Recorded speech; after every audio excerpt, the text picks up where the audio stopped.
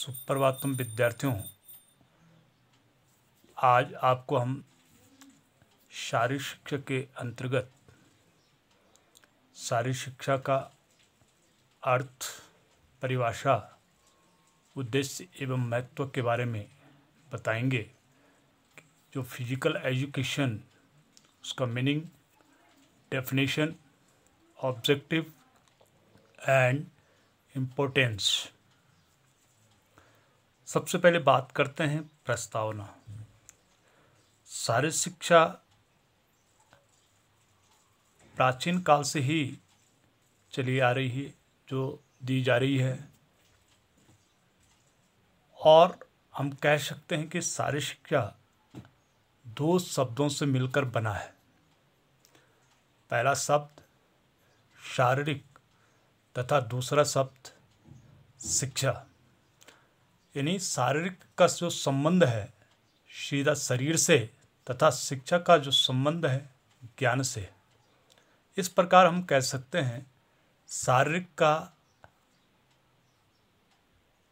या शारीरिक शिक्षा का जो अर्थ है वो शरीर का जो ज्ञान कराने वाली शिक्षा है वही शारीरिक शिक्षा कहलाती है। अब बात करते हैं शारीरिक शिक्षा का अर्थ। शारीरिक शिक्षा एक ऐसी शिक्षा है जो बालक को संपूर्ण विकास हेतु विविध क्रियाओं द्वारा शरीर, मन तथा आत्मा को पूर्णता की ओर बढ़ाती है। उसे शारीरिक शिक्षा कहते हैं।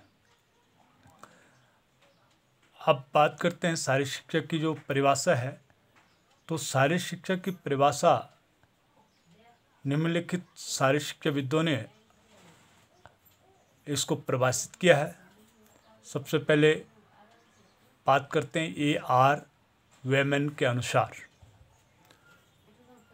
A.R. वेमन कहते हैं कि शारीरिक शिक्षा का वह भाग है जिसके अंतर्गत शारीरिक गतिविधियों द्वारा व्यक्ति का जो पूर्ण विकास किया जाता है, ये A.R. वेमन ने कहा है।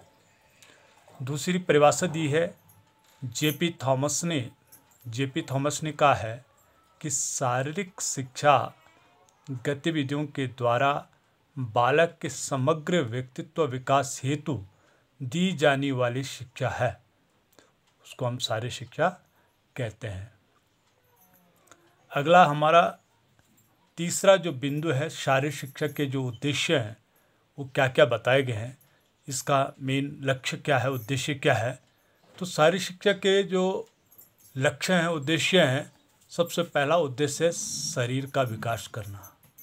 यानी शरीर का हम किस प्रकार से शारीरिक शिक्षा के द्वारा अपने शरीर का विकास करते हैं। दूसरा बिंदु है बौद्धिक विकास।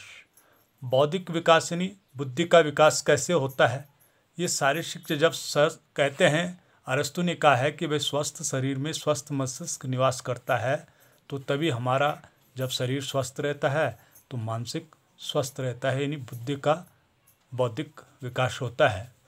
दूसरा सामाजिक विकास, यानी समाज का भी इसमें शारीरिक शिक्षा से समाज का भी क्या होता है, विकास होता है। उसे एक सामाजिक प्राणी होने के नाते उसका एक सामाजिक विकास होता है। तीसरा चौथा है चारित्रिक विकास, यानी चरित्र का विकास। शारीरिक शिक्षा एक ऐसी शिक्षा जिसमें बालक का चरित्र विकास, चारित्रिक जो विकास है वो होता है। पांचवा है व्यक्तित्व निर्माण। व्यक्ति का निर्माण माने एक बालक का सर्वांगीण विकास में जो व्यक्तित्व का निर्माण होना चाहिए वो शारीरिक शिक्षा के द्वारा होता है। और अगला है छठा भावुकता का विकास। आठवां है स्नायु मांसपेशियां विकास। और आठवां है स्वास्थ्य संबंधी ज्ञान का विकास। ये शारीरिक शिक्षा के उद्देश्य बताए गए, 8 उद्देश्य बताए गए हैं। अगला बिंदु कह सकते हैं हम शारीरिक शिक्षा का महत्व।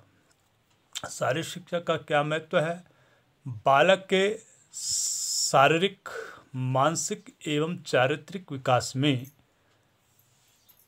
शारीरिक शिक्षा का महत्वपूर्ण योगदान रहता है। इसके महत्व का वर्णन इस प्रकार से है। पहला, शारीरिक शिक्षा बालकों को ऊर्जावान, सहनशील व मानसिक रूप से परिपक्व बनाती है। दूसरा महत्व है, शारीरिक शिक्षा से नैतिक, मानवीय तथा सामाजिक गुणों का विकास करती है। तीसरा महत्व है, शारीरिक शिक्षा शरीर के विभिन्न अंगों का संतुलित विकास कर शरीर को निरोग बनाती है और सुडौल बनाती है।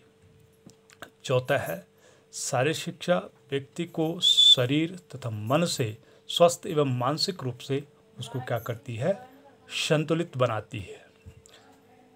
इसलिए इन सभी उद्देश्यों की पूर्ति के लिए विद्यालय अपने यहाँ नियमित व्यायाम एवं विभिन्न खेल कूदों का प्रदान करती है। तो ये था शारीरिक शिक्षा का अर्थ, परिभाषा, उद्देश्य एवं महत्व। तो विद्यार्थियों, आपके लिए कुछ गृह कार्य है। सबसे पहले आपको शारीरिक शिक्षा किसे कहते हैं नोट कर दीजिए। पहला क्वेश्चन है, शारीरिक शिक्षा किसे कहते हैं। दूसरा प्रश्न लिखिए, शारीरिक शिक्षा की कोई एक परिभाषा दीजिए। तीसरा क्वेश्चन है, शारीरिक शिक्षा के क्या क्या उद्देश्य बताए गए हैं। तीसरा प्रश्न लिखिए, शारीरिक शिक्षा के क्या क्या उद्देश्य बताए गए हैं। चौथा प्रश्न लिखिए, शारीरिक शिक्षा का महत्व बताइए। ये 4 प्रश्न आपके लिए गृह कार्य है। बस आज के लिए इतना ही।